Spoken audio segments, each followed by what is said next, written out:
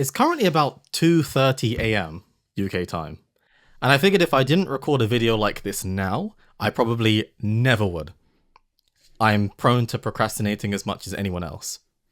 I don't really have a plan for this video other than to kind of like do a bit of a recap, but also kind of just give a few things that have been on my mind lately. So it's been about 9 years of having Everything Fantasy. 9 years of the channel and uploading stuff. I know a lot of my content this year has been the stuff that's kind of like got it on the map, so to speak, doing Limbus Company and Arknight stuff and Library of Ruina stuff. But this has been going for a long time.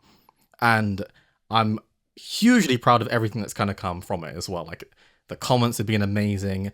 The EF Discord has been amazing. The people that I've met from doing Everything Fantasy has been incredible. But it's definitely taught me a lot of things and given me a lot of things to kind of reflect on.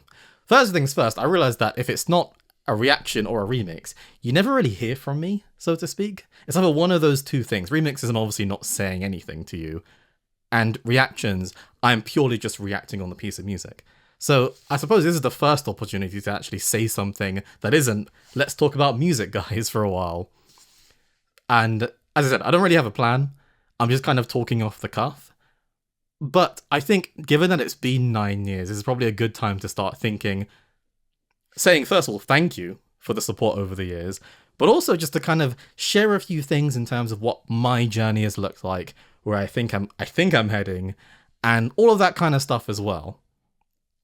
So I wanted to, if there was one thing I could share that I think is something that I think about sometimes that might resonate with some people out there, it's kind of like how it begun versus where it currently is. And maybe this might give you something within your journey to kind of reflect on as well. But I'm going to start at the current and then work my way backwards. I'm doing it for a really specific reason. So I'm lucky that as of now, I've been able to do things that child Corey would have only been able to dream of. So helping and assisting the recording sessions for Genshin Impact, for example, the Genshin Impact, Five Nights at Freddy movie, composing for some amazing upcoming projects, working with live musicians, a bunch of different things, studying at a school I could have only dreamt to have studied at. In fact, I did dream to study at it while I was studying a completely different separate course. But all of that came from the kind of a crazy journey of doing different things, getting things wrong, and eventually it leading towards where I am now. And the thing that always stands out to me is if you go onto the channel and look at the oldest content, you'll see about maybe 4 or 5 videos, and then you'll find Ikarushia. So for those who don't know, I originally started the channel trying to make Final Fantasy remixes and covers of stuff. That's why some of my older stuff were just Final Fantasy related. I had a SoundCloud called Everything Fantasy, and there I would upload my takes on Final Fantasy music. That's where the name Final Fantasy, that's where the name Everything Fantasy came from. After all, I was trying to think, you know what? I want to make a channel that covers game music, but also is a bit broader than that. It could be kind of used for anything. So Everything Fantasy made the most sense because I was super inspired by my favorite composer of all time, Nobuo Uematsu, the composer of the old school Final Fantasy games. Now, naturally, it sort of evolved there to become Danganronpa, Zero Escape, Library of Ruina, Ace Attorney, Limbus Company, etc., etc. But that was the origin of it. Now, the crucial thing is, I was mainly doing piano stuff back then. I was remixing, kind of composing using software and stuff like that, but this was just a me thing. I was actually studying law at university. I was studying law at the University of Cambridge. Stressful, super intense. I didn't have the best time there, so to speak. And I wanted some way of relaxing, expressing myself that wasn't just studying and reading books all day. And that was making music for me. So I'd come home after lectures, and if I attended lectures, and literally just make music. Now, I didn't really share any of the music. It was literally just stuff on my hard drive for me and only me, and maybe a select few friends who maybe I entrusted to hear it and maybe provide their own thoughts and feedback, or just share, hey, this is something I'd made today. I had zero intention of sharing any of these remixes. And then I made this one back in 2015, even though it actually came out in 2016, which was Ikarushia, A Smooth Investigation. It's now, I'm looking at the channel, it's like on 130,000 views. But I made it just kind of like in one afternoon, a couple of hours. Or knowing me, it was probably like a 2 a.m. sort of thing in a couple of hours. Just for sheer fun. For the sheer love of making content and making... When I say content, I mean just music tracks. Not for anybody to listen to it. Just something purely for myself. And so I made it. I kind of just left it there for a while. And then I shared it with one of my closest friends, who's still to this day one of my closest friends who you can attribute so much of the existence of the channel to. And he's probably watching this as well. But I shared it with him. And I said something like, you know, should I put this on like YouTube or something? Like, is it worth going out there? And I said, it probably isn't realistically, because I don't think it's very good for a start. And like, no one's going to like it, really. It doesn't really make sense to share online. And he responded by saying, well, if you think nobody's going to like it, you have nothing to lose then. Just put it online. And I kind of like sat there for a while thinking, I suppose he's got a point. Like, nothing can go wrong because I don't think anybody's going to see it to begin with. And even if they do, they won't like it, but at least I know that they're not going to like it anyway. Like, I barely like it, so fine. Now, I always wondered today, what would have happened if I didn't do it? I just kind of like said, you know what? No one's going to like it, nobody's going to listen to it, and so I'm not going to share anything online at all.